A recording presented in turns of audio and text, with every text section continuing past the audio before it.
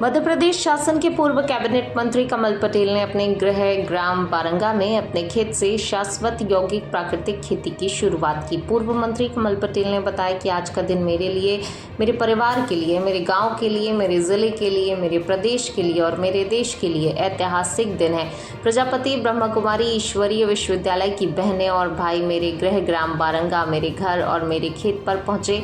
इनसे जो चर्चा हुई थी और मेरा भी सपना था कि प्रधानमंत्री नरेंद्र मोदी ने देश में प्राकृतिक खेती के लिए आह्वान किया और प्राकृतिक खेती प्रारंभ करवाई, लेकिन हमारे ऋषि मुनियों ने प्राकृतिक खेती के साथ साथ शाश्वत यौगिक खेती भी हमारे ऋषि मुनियों ने पहले की है, वह फिर से प्रारंभ हो। इसलिए आज मेरे खुद के निवास स्थान ग्राम बारंगा, मेरे खेत से फिर से प्राकृतिक खेती शुरू की। आज हमने मूंग की खेती प्रजापति ब्रह्म कुमारी ईश्वरीय विश्वविद्यालय की बहनों एवं भाइयों के माध्यम से शाश्वत यौगिक खेती प्रारंभ की है। आज हमने भी मूंग के बीज अपने हाथों से डाले हैं। आज यहाँ से शुरुआत हुई है। आज तो हमने एक बीज हमारे खेत घर से डालकर प्रारंभ किया है, लेकिन ये पूरे गांव में, क्षेत्र में, तहसील में और ज़िले में, पूरे प्रदेश और देश में फैले, ताकि हमारी मिट्टी भी बचे, पर्यावरण बचे और लोगों का जीवन बचे। क्योंकि पेस्टिसाइड्स और रासायनिक अंधाधुंध प्रयोग से खेत भी खराब हो रहे हैं, मिट्टी खराब हो रही है, पर्यावरण दूषित हो रहा है और लोगों का जीवन बिगाड़ रहा है। कैंसर की बीमारियां बढ़ रही हैं। आपने देखा हरित क्रांति में पंजाब में आज ये स्थिति है कि बठिंडा ज़िले से कैंसर ट्रेन चलती है। पूरा वातावरण ही जहरीला हो गया है और हरदा ज़िले में भी अंधाधुंध पेस्टिसाइड्स और रासायनिक दवाइयों का उपयोग होने से यहाँ भी कैंसर के पेशेंट दिन पर दिन बढ़ते जा रहे हैं। जब मैं पहली बार 1993 में विधायक बना था, जब मेरे पास 2-4 केस आते थे कैंसर के, लेकिन आज प्रतिदिन 5 से 10 केस आते हैं। तो उसकी बहुत चिंता है हमको और इसलिए लोगों का जीवन बचाना, भविष्य बचाना, खेती बचाना, मिट्टी बचाना, पर्यावरण बचाना है। तो हमको हमारे पुराने प्राकृतिक खेती और शाश्वत यौगिक खेती की ओर आना पड़ेगा। इसकी शुरुआत आज हमने की है। मैं धन्यवाद देता हूं हमारी बहनों को, हमारे भाइयों को, प्रजापति ब्रह्म कुमारी ईश्वरीय विश्वविद्यालय, हमारे सभी साथियों को कि उन्होंने हमें प्रेरित किया है और आज हमने यहां से शुरू किया है। जब आज मैंने किया तब हम सुधरेंगे तो जग सुधरेगा। जब हम किसी काम की शुरुआत करेंगे तो दूसरों को भी प्रेरित कर सकते हैं। तो आज हमने यहाँ से शुरुआत की है, इसे धीरे धीरे आगे बढ़ाएंगे और पूरे ज़िले को प्राकृतिक और शाश्वत यौगिक खेती में परिवर्तित करेंगे, ताकि लोगों का जीवन बचे, पर्यावरण बचे, अच्छा वातावरण हम देकर जाएं, ताकि आप अपना जीवन सार्थक हो सके। पहुँचे हैं हमारे भ्राता कमल पटेल जी के यहाँ, जो ग्राम बारंगा में जो भूतपूर्व कृषि मंत्री रहे हुए हैं। आपका सपना था जैविक खेती और यौगिक खेती पर, तो आज उनके गांव बारंगा में उन्हीं के निवास स्थान पर मूंग की खेती हुई है, जहां पर हरदा ज़िले से सभी बहनें पहुंची हैं ब्रह्मा कुमारी ईश्वरीय विश्वविद्यालय द्वारा। तो हम चाहेंगे जी से कि आप अपने विचार इस शाश्वत यौगिक खेती के विषय में रखें। आज का दिन मेरे लिए, मेरे परिवार के लिए, मेरे गांव के लिए, मेरे ज़िले के लिए, प्रदेश और देश के लिए ऐतिहासिक दिन है कि आज प्रजापति ब्रह्म कुमारी ईश्वरीय विश्वविद्यालय की हमारी ब्रह्म कुमारी बहनें, भैया आज मेरे गांव, मेरे घर आए और इनसे जो चर्चा हुई थी वो मेरा भी सपना था। माननीय प्रधानमंत्री नरेंद्र मोदी जी इस देश में प्राकृतिक खेती के लिए उन्होंने आह्वान किया है और प्राकृतिक खेती प्रारंभ कराई है, लेकिन हमारे ऋषि मुनियों ने प्राकृतिक खेती के साथ साथ शाश्वत यौगिक खेती भी हमारे ऋषि मुनियों ने पहले की है, वो पुनः हो। और इसलिए आज मेरे खुद के निवास ग्राम बारंगा में अपने खेत से हमने यहाँ से भी शुरू किया है और आज यह मूंग की ब्रह्म कुमारी संस्था द्वारा शाश्वत यौगिक खेती हमने बीज डाले अपने हाथों से, सबने मिलके, बहनों ने भी, भैयाओं ने, हमने सबने मिलके, और आज यहाँ से शुरुआत हुई है। ये आज तो एक बीज डाला हमने अपने गांव, अपने घर से, लेकिन ये पूरे गांव में, पूरे तहसील में, पूरे ज़िले में, प्रदेश और पूरे देश में फैले, ताकि हमारी मिट्टी भी बचे, पर्यावरण बचे और लोगों का जीवन बचे। क्योंकि पेस्टिसाइड और रासायनिक खाद का अंधाधुंध उपयोग से खेत भी खराब हो रहे हैं, मिट्टी खराब हो रही है, पर्यावरण खराब हो रहा है और लोगों का जीवन बिगड़ रहा है, कैंसर के बीमार हो रहे हैं। आपने देखा हरित क्रांति में पंजाब में आज ये स्थिति है कि कैंसर ट्रेन चलती बठिंडा ज़िले से, पूरा वातावरण ही जहरीला हो गया। और हरदा जिले में भी अंधाधुंध पेस्टिसाइड और इसका उपयोग होने से यहाँ भी कैंसर के पेशेंट बहुत बढ़ रहे हैं। जब मैं पहली बार 93 में विधायक बना था, मेरे पास 2-4 केस आते थे कैंसर के, लेकिन आज प्रतिदिन 5-10 केस आते हैं। तो उसकी बहुत चिंता है हमको, और इसलिए लोगों का जीवन बचाना, भविष्य बचाना, खेती बचाना, मिट्टी बचाना, पर्यावरण बचाना है, तो हमको हमारे पुराने प्राकृतिक खेती और शाश्वत योगिक खेती की ओर आना पड़ेगा। उसकी शुरुआत आज हमने की है। मैं धन्यवाद देता हूँ हमारी बहनों को, हमारे भैयाओं को, प्रजापति ब्रह्म कुमारी ईश्वरी विश्वविद्यालय के हमारे सभी साथियों को, कि उन्होंने हमें प्रेरित किया और आज हमने यहाँ से शुरू किया है। अब यहाँ से जब मैंने किया, क्योंकि हम सुधरेंगे जब सुधरेगा, कोई भी काम जब हम करेंगे तो हम दूसरों को प्रेरित कर सकते हैं, और इसलिए आज हमने यहाँ से शुरुआत की है और इसको हम धीरे धीरे बढ़ाएंगे और पूरे जिले को प्राकृतिक और शाश्वत योगिक खेती में परिवर्तित करेंगे, ताकि लोगों का जीवन बचे, पर्यावरण बचे और एक अच्छा वातावरण देकर हम जाएं, ताकि अपना जीवन सार्थक हो जाए। पहल जो कि आज हमारे आदरणीय कमल पटेल जी के द्वारा की गई है, तो निश्चित कहा कि गांव के अंदर में जब का लोग एक रोल मॉडल देखेंगे तो प्रेरित होंगे, और ये प्रेरणाएं ही उनके जीवन के अंदर में जागृति लाएगी। क्योंकि आज चारों तरफ जिस प्रकार कैंसर की बीमारी फैल रही है, उसको दूर करने के लिए हम ये शाश्वत योगिक खेती को यदि अपनाएंगे तो अपने जीवन के अंदर में वो सुख, शांति, प्रेम, आनंद का अनुभव हम सहज प्राप्त कर सकते हैं। यातायात विभाग को सिर्फ चालानी कार्रवाई से मतलब है। बैतूल शहर की यातायात व्यवस्था को दुरुस्त करना नहीं है। चौक चौराहों पर, रोड पर विकल खड़े होते हैं, बड़ी बड़ी गाड़ियां बैतूल शहर में दौड़ती हैं, जबकि बैतूल में नो एंट्री का भी वक्त निर्धारित किया गया है। ये जानकारी बोर्ड के द्वारा प्राप्त हुई है। अब सवाल उठता है कि जब बैतूल शहर के ट्रैफिक नो एंट्री जोन बनाया गया है, तो क्या बैतूल जिले का ट्रैफिक सुधार सकते हैं या नहीं। बस मालिक मनमर्जी द्वारा रोडों पर बस को खड़ी करके सवारी बिठाते हैं, जहाँ मर्जी। होटल संचालक, ढाबे संचालक, ट्रांसपोर्टर संचालक, व्यापारी वर्ग के लोग बड़े बड़े रोड पर गाड़ी खड़ी करके माल उतारते हैं, लोड अनलोड करते हैं, सब जानते हैं। अब ये तो प्रतीत होता है कि कहीं ना कहीं यातायात विभाग कमजोर नजर आ रहा है। एसपी कार्यालय के सामने एक कार वाला एक स्कूटी को मार के भाग जाता है। कल रात में एक ट्रक वाला एक गाड़ी वाले को एक्सीडेंट कर देता है, जिसमें एक व्यक्ति की मृत्यु तक हो जाती है। 2 लोग जिला अस्पताल में भर्ती कराए जाते हैं। अब देखिए, कल से अभी तक की दूसरी घटना है। हमने आला अधिकारी से मुलाकात करने की कोशिश की, 2 घंटे इंतजार भी किया, लेकिन मुलाकात जन सुनवाई की वजह से नहीं हो पाई।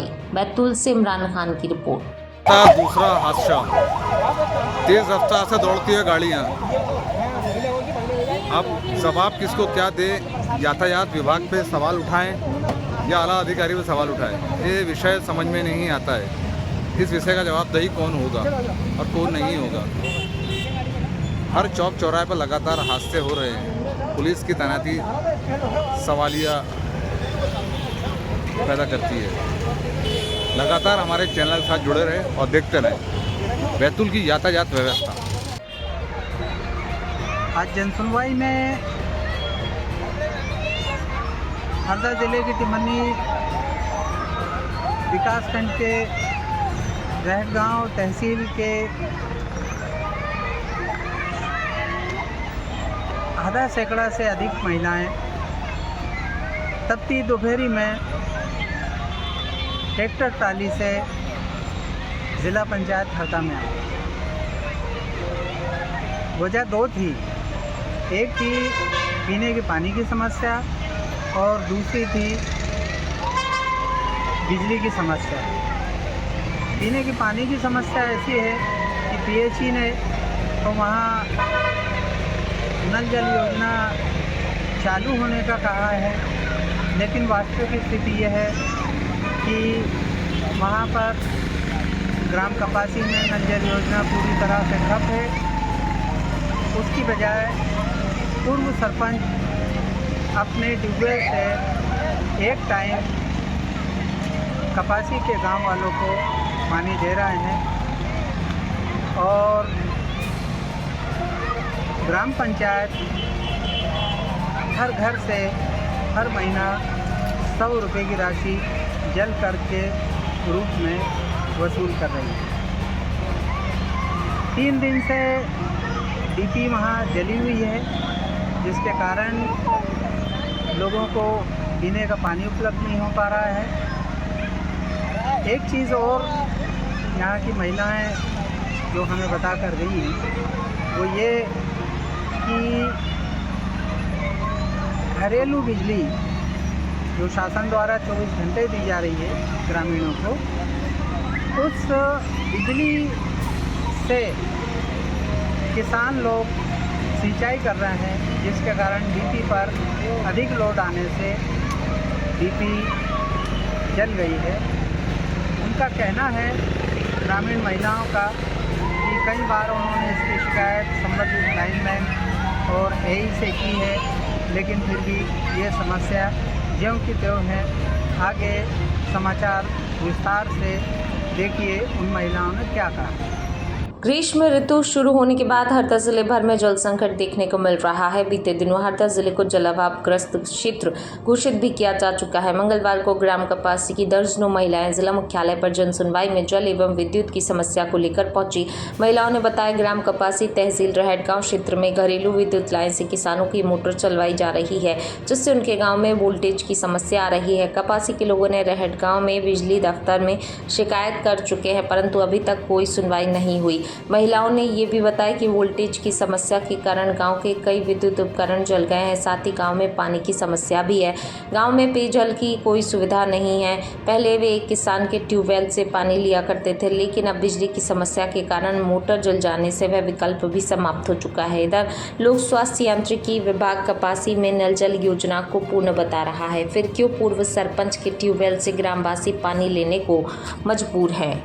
खबर मध्य प्रदेश के हरदा से है, जहां सिटी कोतवाली पुलिस द्वारा गोपी कृष्ण कॉलोनी में एक पुलिसकर्मी के किराए के मकान से अवैध गतिविधियों का खुलासा हुआ है। हरदा के सिटी कोतवाली क्षेत्र में रविवार शाम को स्थानीय लोगों की सूचना पर पुलिस ने मौके पर पहुंचकर 2 पुलिसकर्मियों में एक चालक है, एक होमगार्ड सहित 6 लोगों को पकड़ा। तो वहीं सोमवार को एसपी ने दोनों पुलिसकर्मियों को सस्पेंड कर दिया।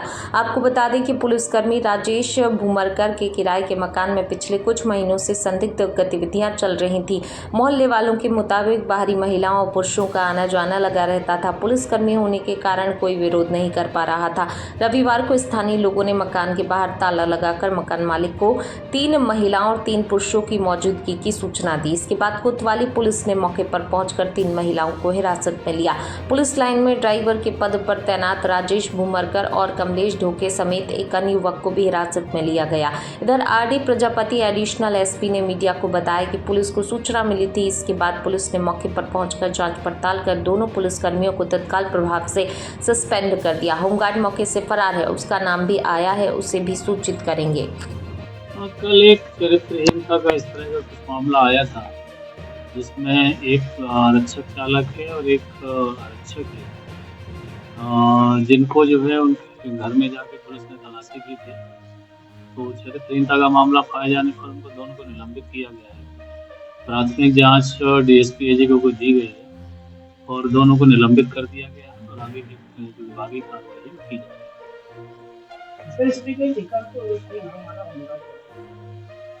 हाँ, उसमें मौके से एक होमगार्ड जवान भाग गया था, उसका कुछ नाम आया है, तो वो होमगार्ड कमांडेंट को सूचित करेंगे, वो अलग से कार्रवाई।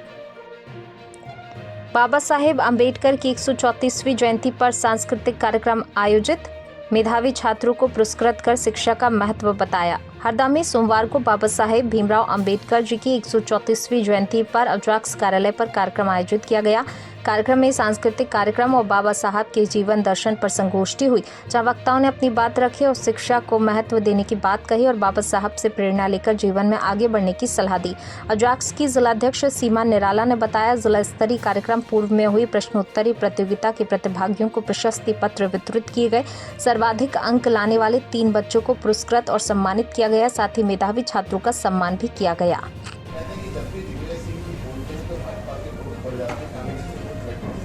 पहली बार कोई इतना बड़ा नेता मोर्चा के पक्ष में मैदान में आया, आपकी अपील का क्या असर होगा, आप क्या मानते? देखिए, अगर वो दिग्विजय सिंह उसको इतने प्रेम करती है भाजपा, तो मुझे देशद्रोही तो ना कहा करे ना।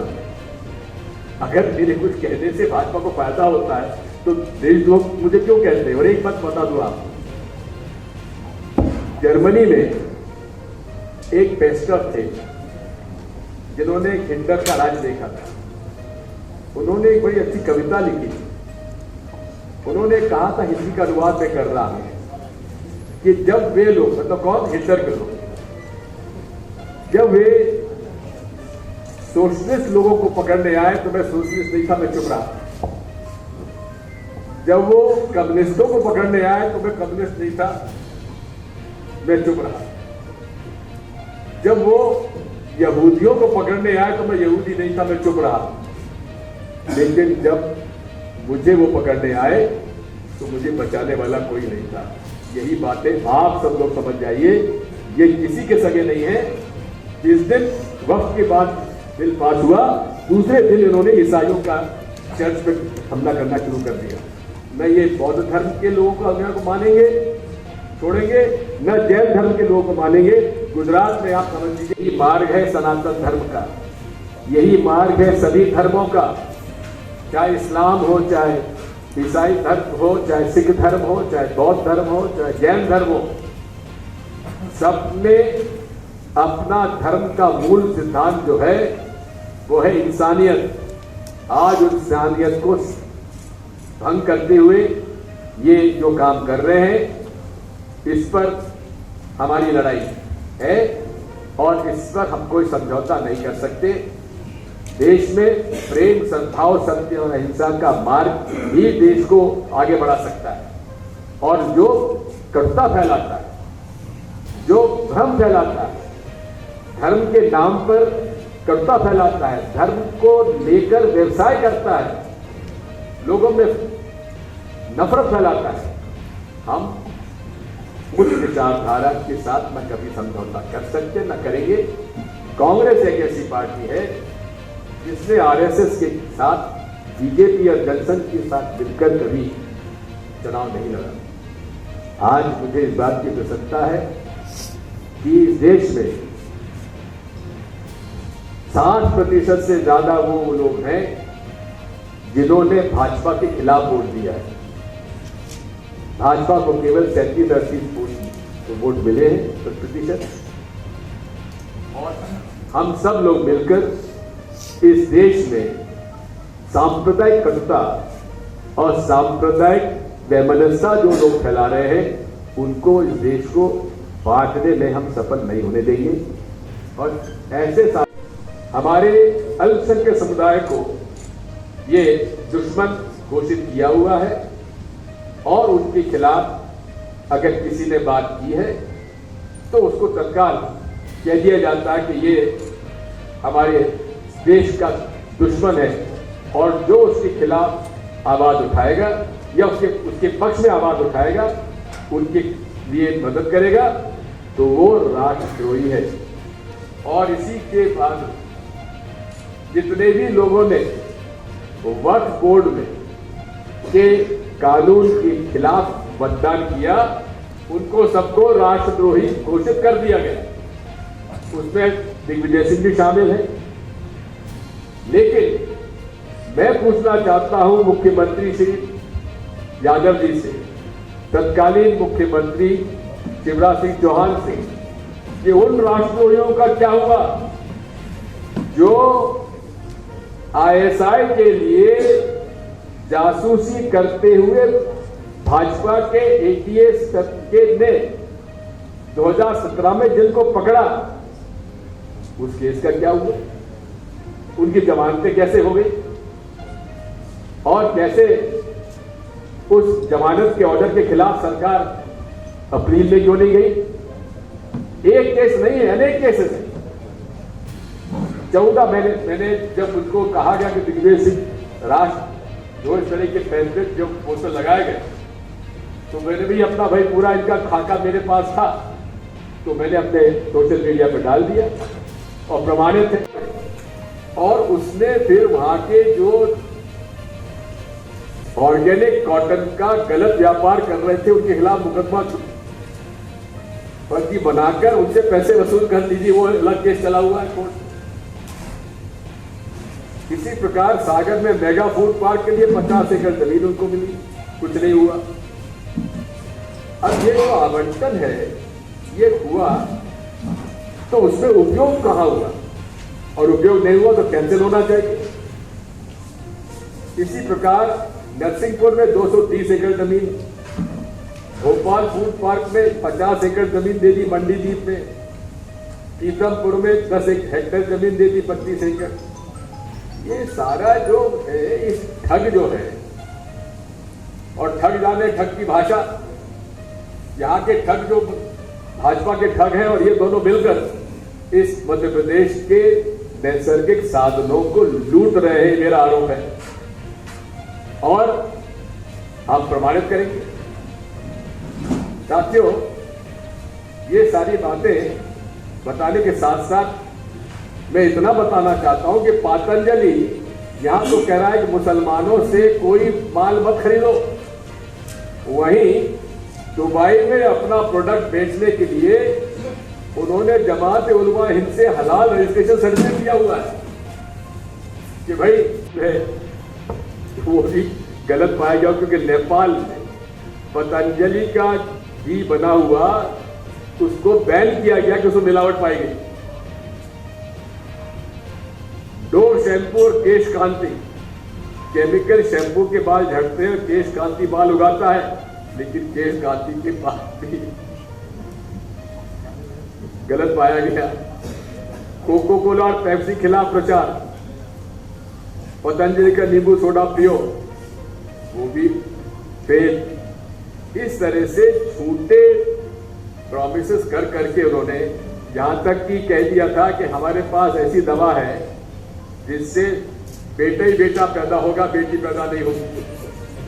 अब ये इस तरह के ठग को यहां मध्य प्रदेश की भाजपा सरकार ने जमीन बांटी, सैकड़ों एकड़ जमीन दे दी और इन्फोसिस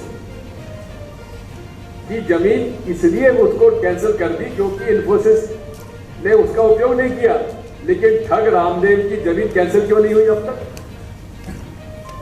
सतना में योग ग्राम प्रोजेक्ट 500 एकड़ जमीन दी गई है इनको, झाबुआ में 200 एकड़ जमीन दी गई है और आज तक कुछ नहीं हुआ। सरकार ने दावा किया था कि 5000 आदिवासी परिवार रोजगार मिलेगा, वहां जमीन खाली पड़ी हुई है। गुना में गौ आधारित कृषि प्रोजेक्ट 100 एकड़ जमीन वहां दे दी।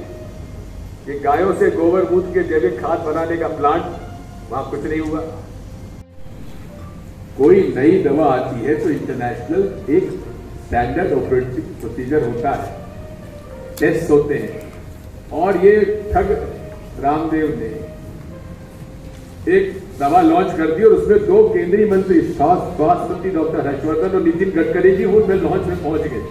अब आप समझ सकते हैं कि किस प्रकार से उन्होंने मंत्रियों को भी नहीं बख्शा, जबकि डॉक्टर हर्षवर्धन तो स्वास्थ्य मंत्री भी थे और डॉक्टर भी थे। अब उन्होंने कॉलगेट और पेप्सोडेंट के खिलाफ प्रचार किया कि कॉलगेट और पेप्सोडेंट में कैंसर पैदा करने वाले केमिकल है, फ्लोराइड से हड्डियां खराब होती है। कॉलगेट ने पतंजलि पर केस किया और उसके खिलाफ कार्रवाई हुई। मैगी में पतंजलि आटा नूडल्स के बारे में कहा कि मैगी में लेड है, शीशा है उसमें भी इन्होंने पतंजलि का जो नूडल निकला था वो भी FSSAI जो कि एक हमारी बॉडी है उसको रिजेक्ट कर दिया गया, जो नूडल इसने बनाया था। अब हॉर्लिक्स और बॉर्नविटा पर भी इन्होंने हमला किया कि मॉल्ट आधारित ड्रिंक्स में शुगर केमिकल होते हैं, बादाम पाक आयुर्वेदिक है। अब CAC की रिपोर्ट में पतंजलि बादाम पाक में भी अत्यधिक शुगर पाई गई। इसके बाद जो इन्होंने दवाइयां दी थी, एलोपैथी दवाई 2021 से लगाया हुआ है, लेकिन आज तक राज्य सरकार उसका ना पालन कर रही है और हाईकोर्ट को भी गुमराह करने का प्रयास कर रही है। अब इसी तरह से अगर आप देखेंगे कि अब एक नया एक प्रयास है इन लोगों का कि आप कोई भी मुसलमान के दुकान से सामान मत खरीदिए, सब्जी मत खरीदिए, सामान मत खरीदिए और उनका कमर्शियल एक्सक्लूजन करिए। ये अपने आप में कानूनन जुर्म है। अब हद तो तब हो गई जब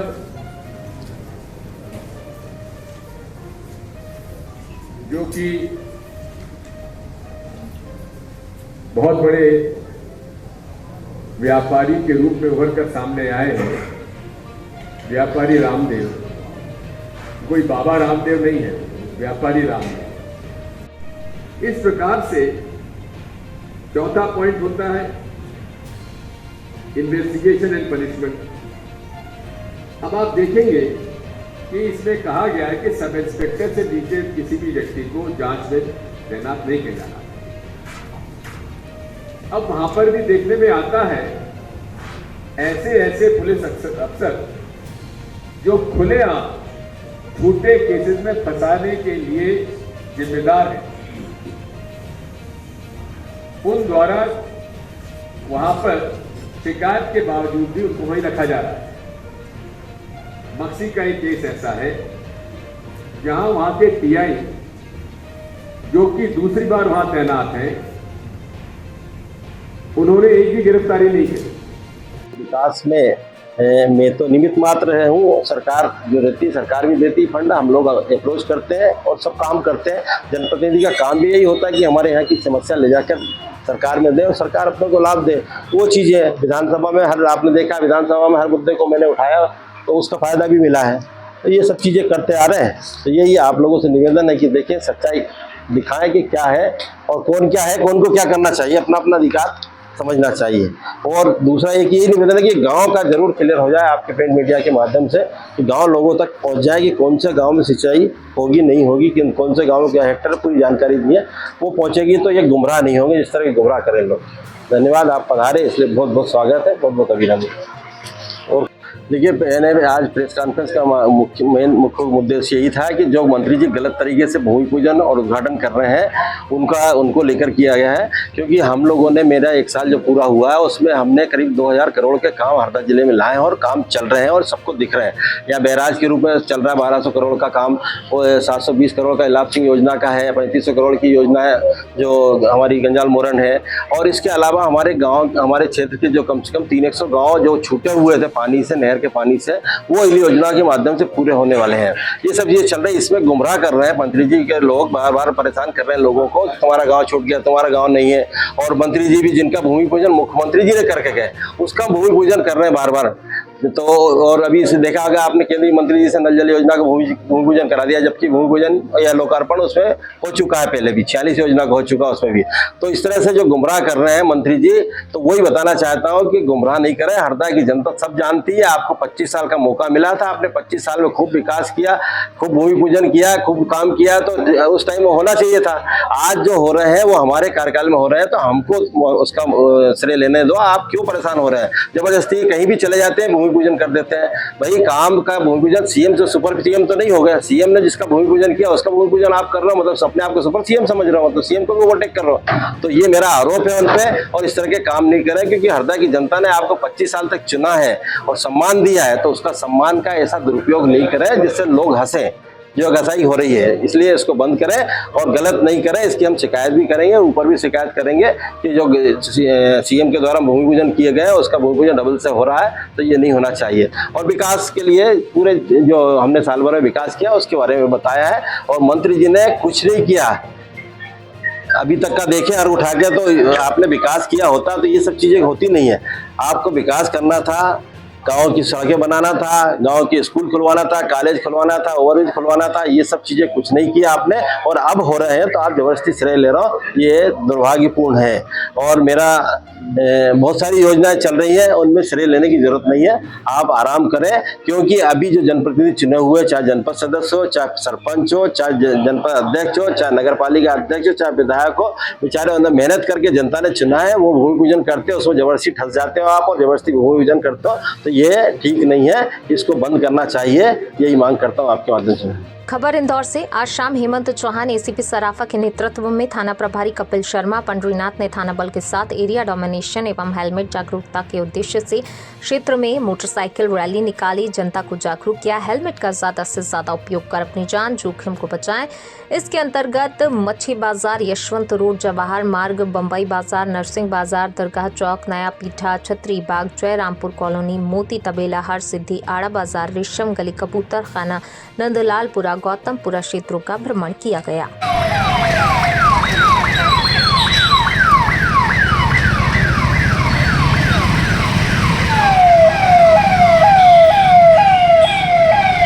खबर मथुरा से। नगर मजिस्ट्रेट की दबंगई का वीडियो वायरल। नगर मजिस्ट्रेट राकेश कुमार ने पीडब्ल्यूडी बाबू गोपाल प्रसाद को पीटा। ऑफिस के अंदर और बाहर खींचकर की गई मारपीट।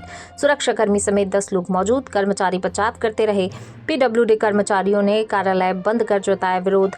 बाइक हटाने को लेकर हुई कहासुनी। होमगार्ड ने की थी शिकायत।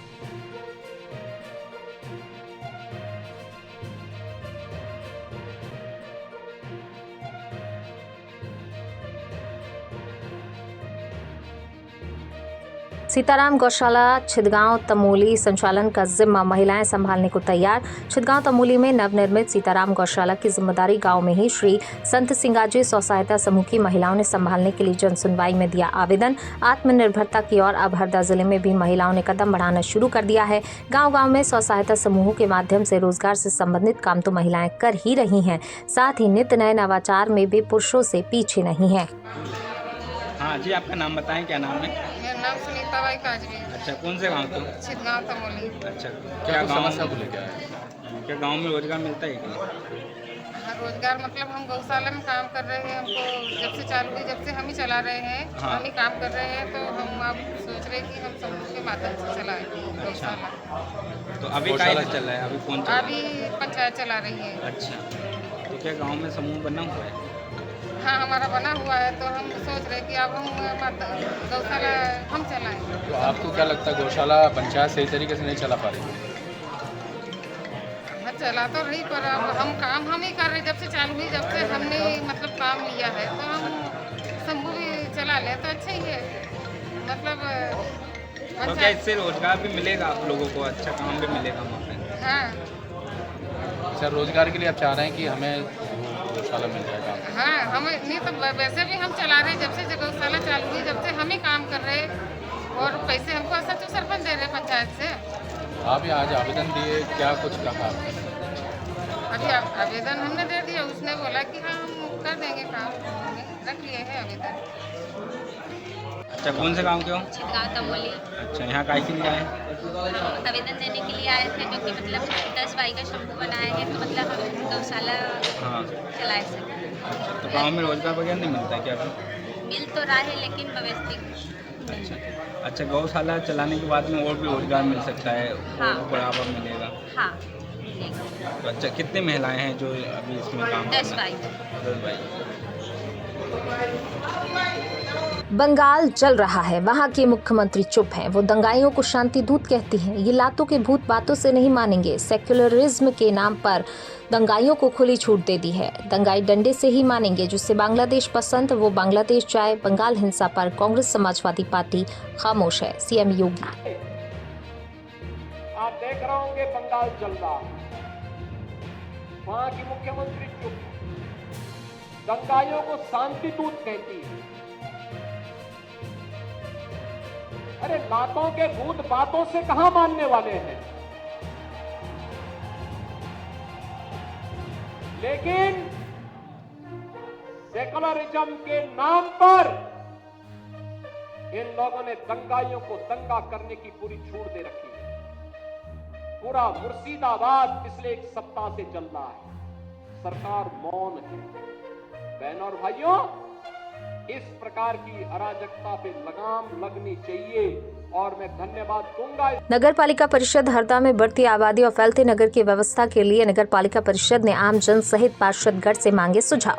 नगर पालिका में शहीद गैलरी कॉन्फ्रेंस हॉल में आयोजित सम्मेलन में प्रमुख मुद्दा रहा ग्रीष्म ऋतु में जल प्रदाय का।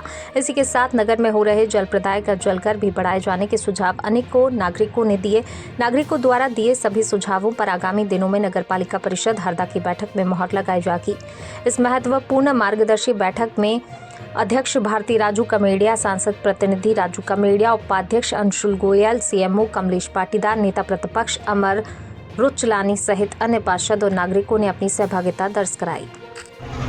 जो प्रधानमंत्री आवास के तहत मकान बने थे, उस दौरान उन्होंने ये कमिटमेंट लोगों से किया था कि आप अपने मकान बनाने के लिए सार्वजनिक रूप से जो नल हैं उनका उपयोग पानी के लिए कर सकते हैं। उन लोगों ने क्या किया कि मकान बनाया, बाद में सबसे पहले 1-1, 2-2 HP की मोटरें दे, मकान बन गए, कोई दिक्कत नहीं।